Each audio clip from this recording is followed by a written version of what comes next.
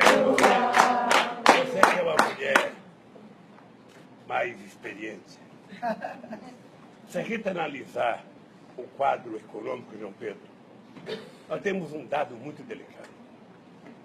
Ou seja, nós estamos vivendo um momento em que a União ela não tem nenhuma capacidade de arrecadação.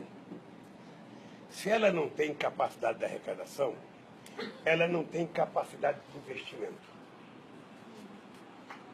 Então, para ela aumentar a arrecadação, teria que ter um grupo de gente com coragem de propor aumento do imposto. Correto? Não tem. Não tem. Ou a gente teria que ter coragem de, sabe, acabar com as desonerações que a Dilma fez de 2011 a 2010, que foi uma desoneração que significou 500 bilhões a menos de entrada de dinheiro dentro do cofre do Estado. Então, o Estado está falido, a União. Os Estados estão todos quebrados. Rio de Janeiro tem um déficit de 20 bilhões, São Paulo tem um déficit de 16 bilhões, Minas Gerais tem um déficit de 14 bilhões e o restante vai daí para mais. Eles não vão conseguir pagar 13º, não vão conseguir pagar salário e só tem uma solução: cortar benefício de quem? Do povo mais pobre. Então, a União não investe, você é economista, né, João Pedro? O Estado não investe e as prefeituras estão todas quebradas. Então, a desgraça que nós estamos é essa. Além dos processos contra mim, ou seja, você tem a economia quebrada. Você tem tudo não funcionando. A roda gigante está parada. Como é que a gente retoma isso? João Pedro, eu queria que você ajudasse, que eu tenho pedido para os economistas.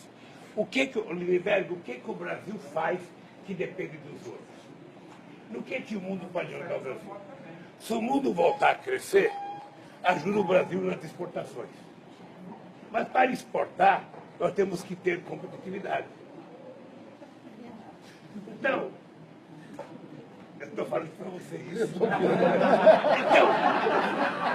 Então, nós temos um problema que, na minha opinião, é a única solução que nós temos, que é o nosso querido de fazer um ato.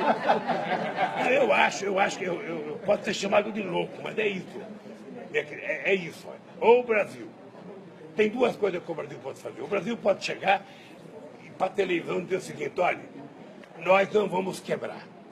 Esse negócio de dizer que a gente vai chegar no fundo do poço e depois a gente vai subir, quem já teve poço em casa sabe como é que é. Na hora que você deixa secar, demora para nascer água. Demora. Então é bom não deixar secar. E quando seca, o pobre vai para um ralo tão grande que eu fico pensando o seguinte: a gente vai demorar o dobro de tempo que a gente fez para recuperar o coitado. Ou seja, o desgraçado tinha subido só um degrau. Ele tem que cair 2 para contentar quem? O Meirelles?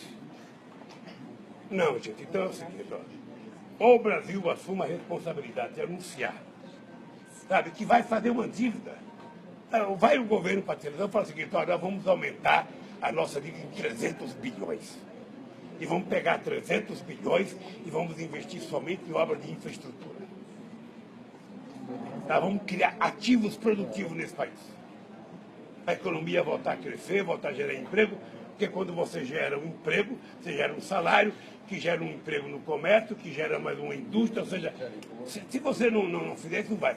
Ou você pega a dívida externa, pega 100 bilhões das nossas reservas, que está lá, aplicada nos Estados Unidos, a juros negativos, transforma 100 bilhões de reais, pega 380 bilhões, investe em infraestrutura e faz esse país voltar a crescer. Não tem outro remédio. Não tem.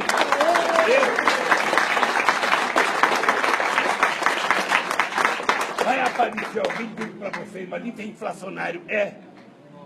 Agora, eu prefiro 8% de inflação com emprego do que 5% de inflação com desemprego.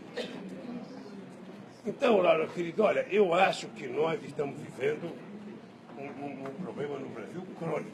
Congresso desmoralizado, Poder Judiciário amedrontado, covardado. Sabe? Eu não vou dizer ela covardado, porque ele faz discurso contra mim. É só amedrontado. A classe política vale quase nada, o Congresso desmoralizado, a Suprema Corte, sabe, com problemas, o Superior Tribunal de Justiça com problema, o Ministério Público então virou, sabe, um bando de ungidos que vão salvar a humanidade. Porque aqueles moleques não, aqueles jovens bem intencionados, bem informados, falam de bobagem muito grande para o cidadão ter a petulância de dizer: o Lula é chefe de uma organização criminosa que é o PT. Eu não tenho pau, mas eu tenho convicção, mas é um absurdo. O outro fala com uma palestra minha agora em um delegado, sabe, que rendeu 21 milhões para um sobrinho meu e que o que eu ganhei foi um plano de saúde com meu irmão Frechico. Aí, é uma coisa, o que eu posso fazer, Eni, como cidadão? Eu já vi processo contra o delegado, já abri contra o Moro, estou abrindo agora contra o Delanhol e vou abrir contra todos pedindo, sabe, como é que fala o processo?